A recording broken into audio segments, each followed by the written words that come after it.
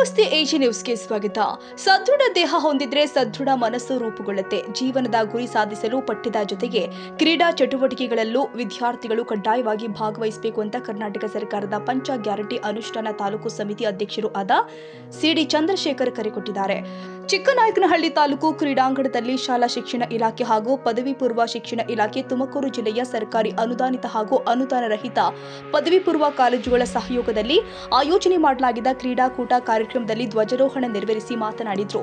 ವಿದ್ಯಾರ್ಥಿಗಳು ಜೀವನದಲ್ಲಿ ಕ್ರೀಡಾ ಮನೋಭಾವ ಬೆಳೆಸಿಕೊಳ್ಳಬೇಕು. ಯುವಕರು ದೇಶದ ಆಸ್ತಿಯಾಗಿದ್ದು, ಕ್ರೀಡೆ ಮೂಲಕ ಶಿಸ್ತು, ಆತ್ಮವಿಶ್ವಾಸ ಹಾಗೂ ನಾಯಕತ್ವ ಗುಣಗಳನ್ನು ಬೆಳೆಸಿಕೊಳ್ಳಬಹುದು ಎಂದಿದ್ದಾರೆ. ಕರ್ನಾಟಕ ಸರ್ಕಾರದ ಮುಖ್ಯಮಂತ್ರಿ ಡಿಕೆ ಶಿವಕುಮಾರ್ ಹಾಗೂ ಉಪಮುಖ್ಯಮಂತ್ರಿ ಡಾಕ್ಟರ್ ಜಿ ಪರಮೇಶ್ವರ್ ಅವರ ನೇತೃತ್ವದಲ್ಲಿ ರಾಜ್ಯದಲ್ಲಿ 10,000 ಭಾರತ್ ಜೋಡೋ ಸಂಘಗಳನ್ನು ಸ್ಥಾಪಿಸುವ ಮೂಲಕ 16 ರಿಂದ 35 ವರ್ಷದೊಳಗಿನ ಯುವಕ ಯುವತಿಯರನ್ನ ಸಂಘಗಳ ಸದಸ್ಯರನ್ನಾಗಿ ಮಾಡಲಾಗಿದೆ.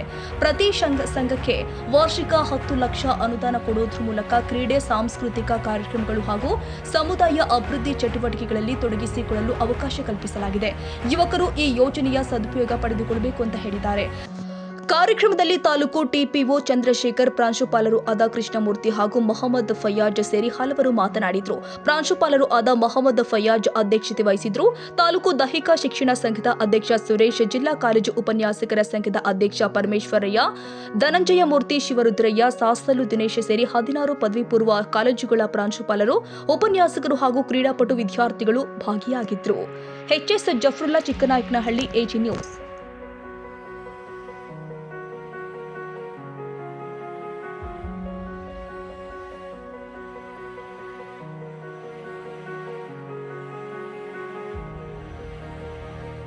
ಕನ್ನಡಿಗರ ಮೆಚ್ಚಿನ ನಿಮ್ಮ ಎಜೆ 24/7 ನ್ಯೂಸ್ ಕನ್ನಡ ವಾಹಿನಿ ಇದೀಗ ಟಿವಿಯಲ್ಲಿ ಲಭ್ಯ. ವೇಳೆ ನೋಟಿಸ್ ಕೊಟ್ಟಿದ್ರೆ ವಾಪಸ್ ತಗೋತೀವಿ. ಇವತ್ತು ವಕ್ಫ್ ಪ್ರಾಪರ್ಟಿ ಅಂತೇಳಿ ಬರ್ತದೆ ಅಂತ ಹೇಳಿದ್ರೆ ರೈತರು ಬೀದಿಗೆ ಬಂದ್ರೆ ಏನ್ ಮಾಡ್ಬೇಕಾಗತ್ತೆ? ಯಾರು ವೋಟ್ ಹಾಕಿಲ್ಲ ಅಂದ್ರೆ ಗ್ಯಾರಂಟಿನೆಲ್ಲ ಸ್ಟಾಪ್ ಮಾಡ್ಬಿಡ್ತೀವಿ.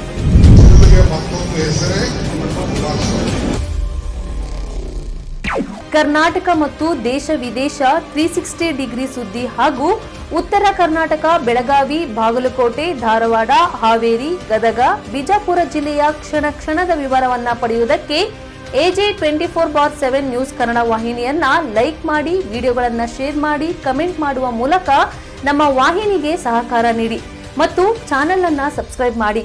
ಧನ್ಯವಾದಗಳು.